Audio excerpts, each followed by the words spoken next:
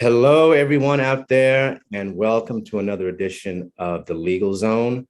My name is Salon Phillips, and I'm an attorney with Remus Law Group, an immigration law firm based in the nation's capital, Washington, D.C. Our law firm works closely with a company by the name of Visa to America. Visa to America is a full-service immigration network firm based in Washington, D.C., Los Angeles. They have offices in New York, Canada, Egypt, India, and many of the other beautiful countries all over the world. I particularly work closely with Visa to America, and I enjoy working with the people at Visa to America, primarily because they are a group of internationally diverse individuals who have firsthand experience with the immigration process. So when they help other people, they know exactly what the people are going through because they themselves have gone through the process. And that's important. I'm a big sports fan. I'm a big NBA person. And just this last week, there was another coach, I think is the coach of the Los Angeles Lakers, Coach Ham. And the pundits, sports pundits, the people on ESPN and other channels, they talked about how coaches who become, or NBA players who become coaches, they have a special insight into coaching. It's one thing to be a coach, but it's another thing to have played in the NBA and then coach players in the NBA. These coaches are able to empathize with the players because their experience in the NBA carries over. And that's what it's like dealing with the folks at Visa to America. They are able to empathize with the applicants because they themselves have experienced it. And so there's a close bond and there's a relationship there. And this equals success. So that's why I enjoy working with the people over at Visa to America, because they are very successful in helping people obtain visas. And with us today, we have a very special guest who is part of that. He would fall under that umbrella of being a successful visa applicant. His name is Nick Soffee. Welcome, Mr. Soffee. How are you doing today? Hi, Juan. Thank you so much. I'm great. And I just, as you're saying, I just received my E2 visa after a lengthy process, but it was successful. All thanks to Joseph, Bob, the team at Visa to America, yourself included. Tell me, first, before we go into that process, tell me a little bit about you. We know your name is Nick Soffee. Where are you from? I'm from Toronto, Canada. I have been running a marine parts business for the last 8 years. There's a much larger market here, and I am currently in South Florida. There's a large market in the United States, much bigger than Canada. The model that I built in Canada was working, but it's just so much smaller because there's less volume. And so I decided to go about getting the E2 visa to legally work here and to expand the business. So I have a passion for, all things boating now. It grew on me, my actual background, very close to the Mediterranean Sea. So, we have a fondness for the water and boating and the nice weather and stuff. So where in the Mediterranean? Is Toronto near the Mediterranean Sea? Toronto is not, but where I'm originally from is, and I go back there so often. That's where the love for the boating started. And Toronto is actually, in terms of boating now, is starting to really gain a lot of traction. Since COVID, a lot of people really couldn't do anything but turn to something that was COVID friendly. So that was boating, because so what do you want to call it? I forget what the term was, social distancing in a boat, right? So you could have people on your boat together and you didn't have to wear a mask, and you could kind of get out of that mold. And so the industry itself saw a big spike. So that's what kind of catapulted me to say, okay, let's do something more with this, because all these people that bought boats, there was 418,000 boats, new boaters purchased in 2020. In Canada or the US? in North America total. Okay. And so then, now there's an even bigger market for what I'm already doing, which is all the parts.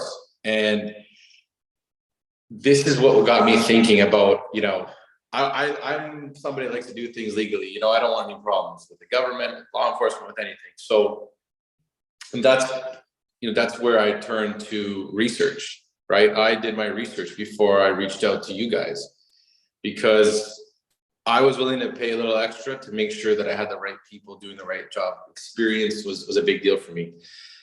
And, Now, what's the name of your business? The name of the business is The Marine Man. Okay. And currently, as I've started to integrate here, I am looking to expand into something a little more by the coast. It's been a little tough finding a location, but my goal is to own a marina. It could be just with a couple slips, not nothing crazy, but I'd like to start something like that. That's what I'm working towards, and this is the best opportunity for me here to get there. So you were based in Toronto and you started the business in Toronto. Yes. Then you had a desire to move to the United States. I've always had, a desire to move. All right, but there's steps that you have to take before no one could just come in this country and say, hey, I want to be a citizen. No. Or even work legally. What steps did you take? Well, the first step I had to do was find the right immigration lawyer or the immigration company that I wasn't going to waste my time or money with. And that took me about a month before I reached out to you guys. Okay. When I finally narrowed it down to a couple of people, what it really was for me was Joseph was very convincing. And I don't mean that in a way of trying to sell me, more in a way of confidence. Okay. And Joseph Barr is one of the principals in Visa Yes. America. Okay. Sorry, I should have clarified that as well. Bob was there too. And okay. what I'm an instinct person. So I had a very good instinct that this man has done this many times. He's successful. They're both successful. They've done this numerous times. They're confident. We had an initial conversation. He said, listen, I'm not going to pressure you. You make your decision. If you want to reconvene, we could schedule another Zoom call. And we did that. I left that meeting. I went to a good friend of mine, actually, who said his law firm has somebody that can do this and they can do it for a cheaper price. So I had a Zoom call with them. I weighed both and I decided that Visa to America was the better option because they're more experienced. The questions that I asked them, they answered it promptly. There was no hesitations. It was like they've done this numerous times. Whereas the other firm, there was, a little bit of hesitation. I have to get back to you. I'm not sure. I didn't like that. I figured if I'm going to spend this money and I'm going to put this time in, I want to get there as soon as possible, the right way, and the most efficient way. And so that's why I did decide to go to Visa to America. Okay. And so you were able to establish your business in the United States, and you ultimately was able to get your E2 visa. E2 visa, yes. We'll talk about that more later.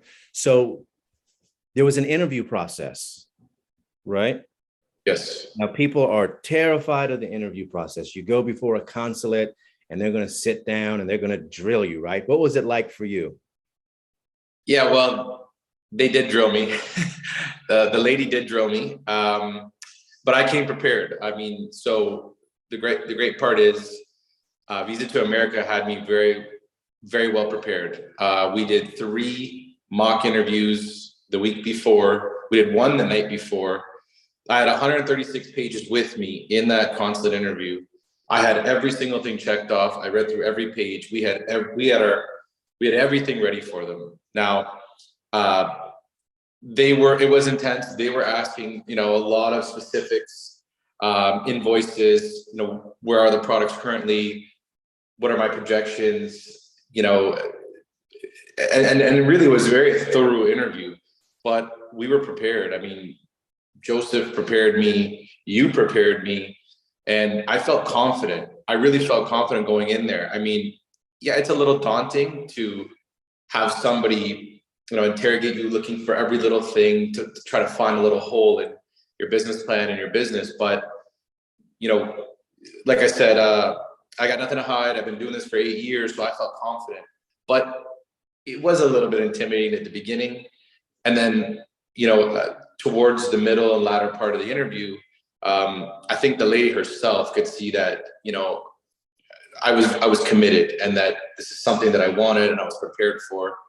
And, you know, I give a lot of credit to what Visa to America did, because, you know, you have to, there's so much you have to consider when you're going into this interview. It's Right. not, they don't take it lightly. So, you know, in terms of just the way you approach it, and, you know, attention to detail, that's something that, you know, Visa to America did for me. So And I that, felt confident walking in there. and the interview could either make you or break you. I mean, even though you might have everything you need, if you mess up in answering any of these questions, it could be the matter of approval or denial. Yes.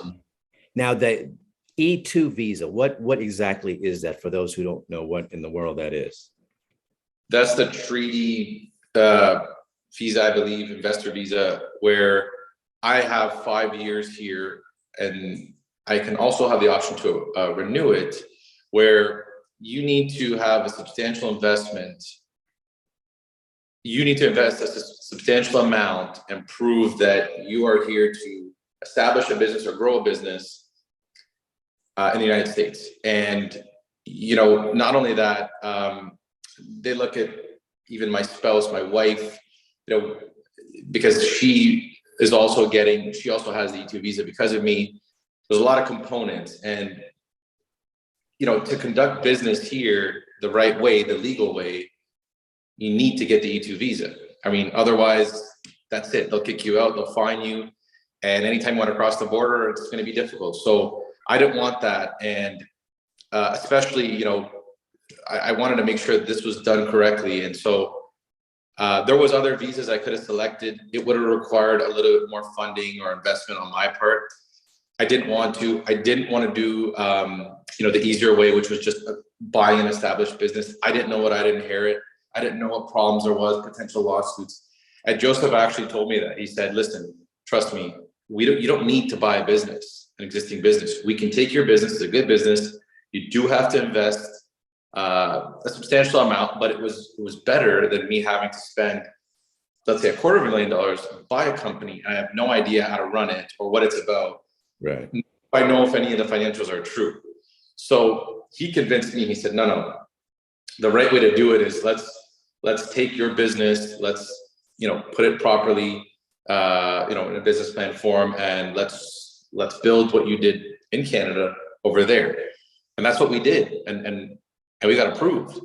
That's awesome. Are you in America now? I'm in South Florida. Yeah. Awesome. How do you like it down there?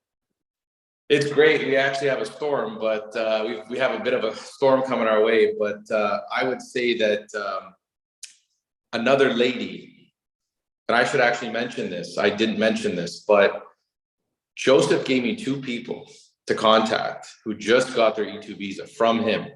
I forget their names, 2 ladies. One was a real estate agent, and another lady was a nurse, I believe. And I called both of them. And they both couldn't say enough good things about Joseph and Bob. I was like, but you don't even know these people. Like, yeah, but they got us the E2 visa, and everything they said came true. They were honest, they're good people. And I said, and I didn't know these people, they're strangers. A lady lived in Richmond Hills, about 45 minutes away from where I lived in Toronto. She said, why don't we, you know, you can come, we can go for coffee, we can talk. I mean, I'd be happy to. It was like I'm having a friend that I never knew, but I don't even know her. And Right. so the cool thing was that when she ended up getting her visa, one of the things she told me was, you know, you're not just buying a visa, you're buying a new life. And when I thought about it like that, I said, yeah, she's right. I'm no longer Nick in Toronto, I'm Nick in Florida. And to be frank, I'm much happier here. I mean, mentally, personally, financially, I'm better off. So I did buy a new life. Yeah. And it's been 4 months and I'm very happy with it. I mean, sure, there's things you miss your family a bit, you miss your friends, but you know, it's a flight away. It's not like it's, you know, overseas. Right. Well, that is so awesome. And you're right about working. And that's why I said in the beginning that Joseph and Bob, they could relate to clients in a way that Americans cannot. They just simply can't. Exactly. They haven't Yeah. experienced this. It'll be like me trying to talk to women about the experience of childbirth. It's Right. like, how much do you really know? And Exactly. that's why I enjoy working with them. And I'm so happy that you were able to go in there and nail the interview. I know that I was questioning you and I really wanted you to be prepared. And it looks like you nailed it. And congratulations, man. Yeah, I appreciate it. Thank you. And I know you're going to do so well down there in South Florida with your business. Thank you. I appreciate it. I mean, like I said, it was almost it was a long time, and a lot of it was on me.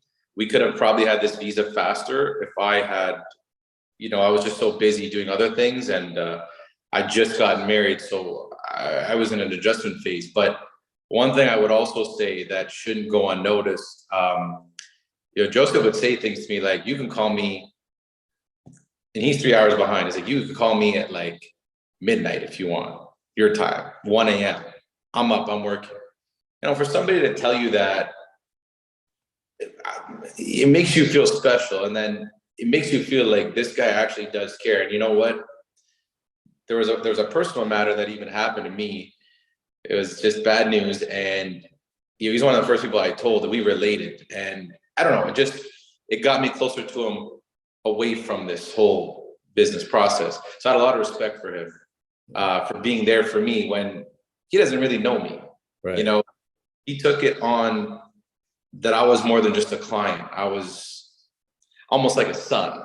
Right. And like I said, I had a lot of respect, and so much so that I referred one of my good friends, and I said, he was thinking about getting his E2 visa. I said, "You should use these guys. They're great." And he did. So, I mean, I'm a referral guy. And when I'm kind of old fashioned that way. I mean, I like to see it happening. And when I see it working, I want to tell other people, right? Right, right. Thank you so much, Nick Soffee. Glad to have you here in the United States with us, man. Thanks, Solon. Appreciate it. All right. Take care. Take care.